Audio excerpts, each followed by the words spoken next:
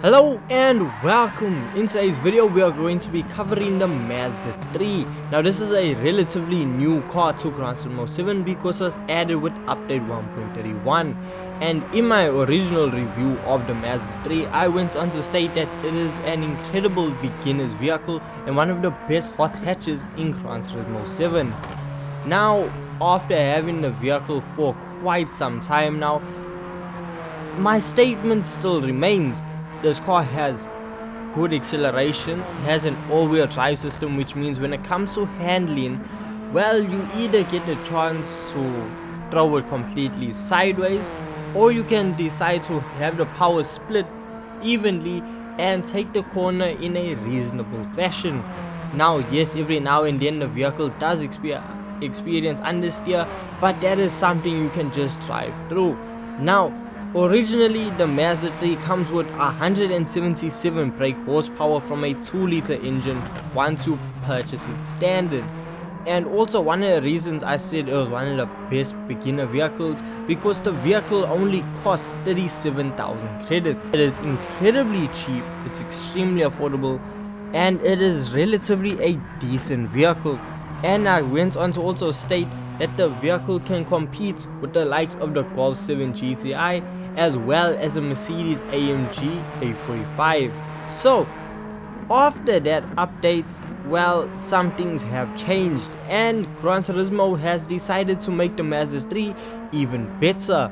So if you weren't already happy with the Mazda 3 fully upgraded, which I mean it produced a reasonable amount of power, because the Mazda 3 once it was fully upgraded actually produced a power figure of 362 brake horsepower with a weight of 1154 kgs. So if you weren't happy with those figures, well, now with update 1.34 you can change that, because thanks to Gran Turismo you can now become Mad Mike by actually putting a 4-rotor into the Mazda 3, making it have over, well, almost 1,000 brake horsepower. So yes, we are taking the 4-rotor out of the Mazda 787B, the iconic Le Mans racer, and we are putting it in a family hatchback, therefore making this the fastest hatchback in Gran Turismo 7. But now the thing is, with the vehicle having 300 brake horsepower, I felt like this was a sufficient amount of power for the little Mazda to handle. And what was even blowing me away more was the fact that people were making the statement saying that Mazda 3 with the 4-rotor swap was actually better than the Mazda RX-7 FD with the same engine swap. So that is a very bold statement because I absolutely adore that engine swap. So to say that a little hot hatch is actually better than the Mazda RX-7 is a very bold statement, and later in the video we are gonna see how true it actually is. So once you actually purchase the engine, you can still head on over to the tuning shop, and once you are there you can still purchase a high RPM turbocharger to reach your 989 brake horsepower figure. Now that is an absurd amount of power for a little hot hatch to handle. So when it actually comes to handling, well, it isn't actually that bad. Because of the all-wheel drive system, it really is able to put all of its power down to the ground without any struggling. Even with no traction control on, the car is extremely fun. It's a really fun blast around the circuit, especially if you have a torque vectoring differential on the vehicle. Well, you can play around with where you want the power distributed to. So what I found best to work on this vehicle was honestly like a 35-65 split. It allowed the vehicle's front end to still have ample power but have a more rear bias, which when it comes to cornering actually helps out quite a bit. So you could also just flip the script and send all 95% of power to the rear wheels and create a real drift machine. Now it is a bit tricky and a bit all over the place when it comes to drifting this vehicle, but I'm sure with a little bit of practice, a steering angle kit, well, you can actually get some proper slides on with the Mazda 3. But what really baffles me is this was so unexpected. And only now when I saw that Mad Mike actually did this in real life, it clicked. I was like, okay, you know what, this actually makes sense. If it's possible in real life, it should be possible in game. So with having this engine swap, I knew it's gonna be a lot of fun. But to actually dethrone the Mazda RX-7 FD is a very big title.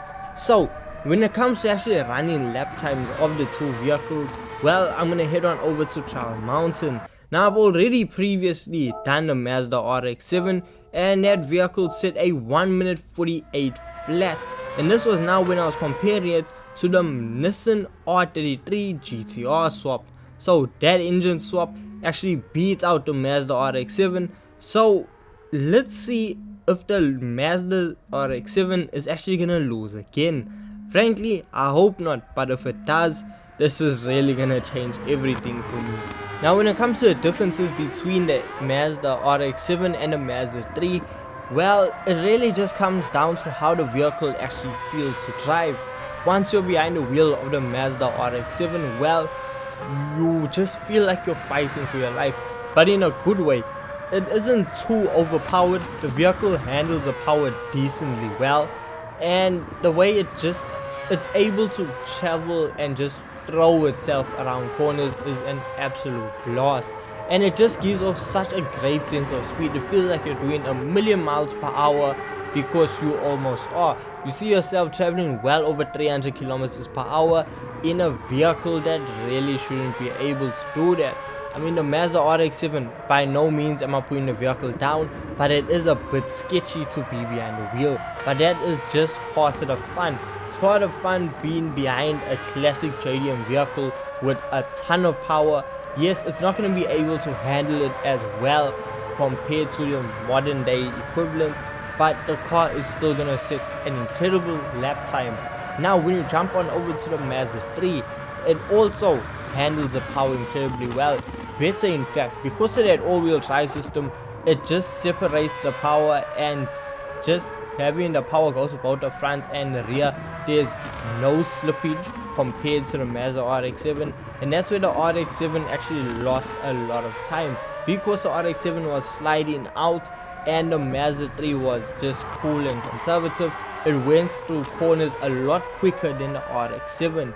Even when it comes to braking, the Mazda 3 has, I'd say, a slightly better experience over the Mazda RX-7, and because of that, you're able to brake a lot later into corners than if you are in the Mazda RX-7. And because of that, the Mazda 3 was able to set a 1 minute 47.3 on its first lap, and considering the fact that wasn't even like a clean or reasonably fast lap, it leaves the gates open to how fast can the Mazda 3 actually go. And considering the fact it smashed the Mazda RX-7's lap time on its first lap, and it wasn't even the greatest of laps, really just goes to show you that the Mazda 3 with the 787B swap is a lot faster than the Mazda RX-7. And sadly, it looks like, again, one of my favorite engine swaps are being beaten by the newcomers on the block. So I'm still gonna use the RX-7. The RX-7 is just so much fun. But if you are looking for a vehicle to go a lot faster in and better for the engine swap, well, the Mazda 3 is your answer. So that about wraps it up. The Mazda 3 insanely fast, faster than the previous vehicles that could get the engine swap, and honestly the best one to put the Mazda 787P engine into. So if you guys did go on to enjoy this video, well, hit that like and subscribe button, and I'll see you guys in the next video. Peace.